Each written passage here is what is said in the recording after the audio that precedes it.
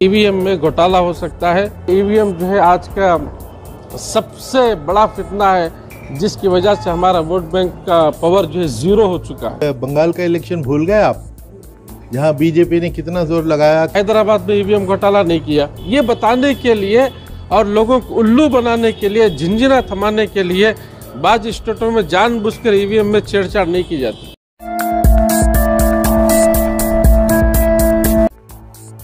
इस इल्जाम के साथ कि इलेक्ट्रॉनिक वोटिंग मशीन ईवीएम में घोटाला मुमकिन है, सुप्रीम कोर्ट में भारतीय जनता पार्टी के लीडरान लाल कृष्ण आडवाणी, सुब्रमण्यम स्वामी और बामसेफ के अलावा मुतअद्दिद पिटिशंस दायर किए गए हैं, जो कि ज़ेर समाअत हैं।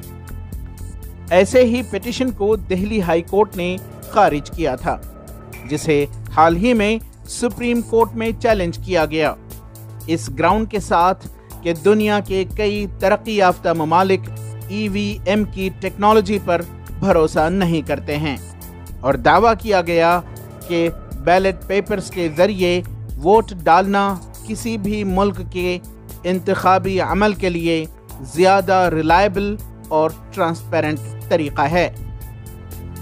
सुप्रीम कोर्ट में दायर किए गए इस पिटिशन के जरिए मुतालबा किया गया कि इलेक्शन कमीशन को हिदायत जारी किए जाएं कि मुल्क में आइंदा इंतखाबात में इलेक्ट्रॉनिक वोटिंग मशीन ईवीएम के इस्तेमाल को रोका जाए और बैलेट पेपर को वापस लाया जाए।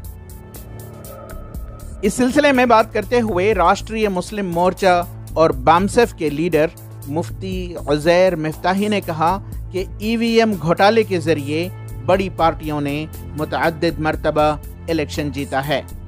उन्होंने कहा कि ईवीएम एक फितना है, जिसकी वजह से वोट की अहमियत ही खत्म हो चुकी है।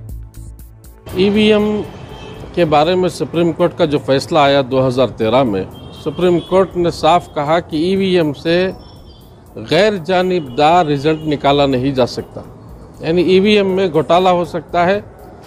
हम वोट बीजेपी को डालें तो कांग्रेस के लिए निकल सकता है, कांग्रेस को डालें तो बीजेपी से निकल सकता है। ईवीएम घोटाला करके जीतने ही की वजह से नोटबंदी से लोगों को मरवाया, कोरोना से लोगों को मरवाया और हर चीज़ को बेच रहा है, एयरपोर्ट बेच रहा है, वे सब बेच रहा है, लेकिन पब्लिक के टैक्स से जो चीज़ बने हैं उसकी कोई परवाह नहीं है। यहाँ के वोटरों की, वोट बैंक की कोई फिक्र नहीं है।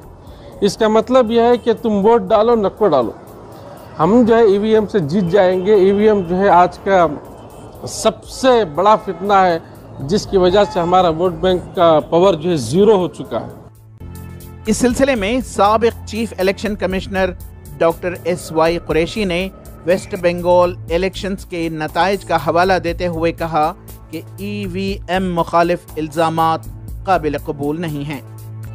देखिए, बंगाल का इलेक्शन भूल गए आप, जहां बीजेपी ने कितना जोर लगाया, कितना करोड़ों रुपया, हजारों करोड़ रुपया खर्च किया, पूरी कैबिनेट वहां पहुंची थी, 3 महीने पूरी सरकार वहां पहुंची रही और कितनी बुरी तरह हारे।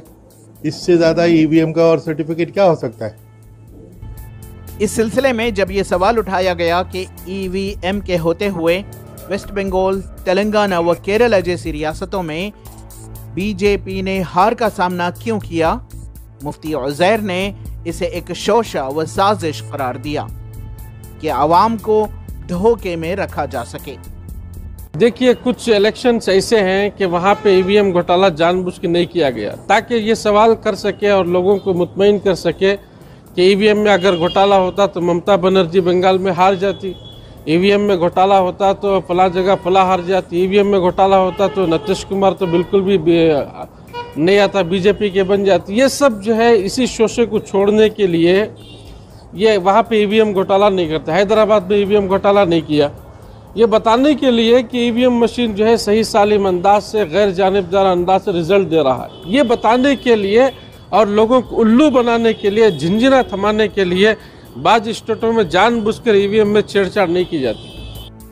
हालांकि कई मरतबा ईवीएम में खराबी के मामलात सामने आए हैं और कई सियासी पार्टियों की जानिब से ईवीएम से छेड़छाड़, हैकिंग की शिकायत भी दर्ज कराई गई, लेकिन अभी तक इस संगीन मसले का कोई मुस्बत हल नहीं निकला और मामला एक अफसाना, मिथ बनकर रह गया है।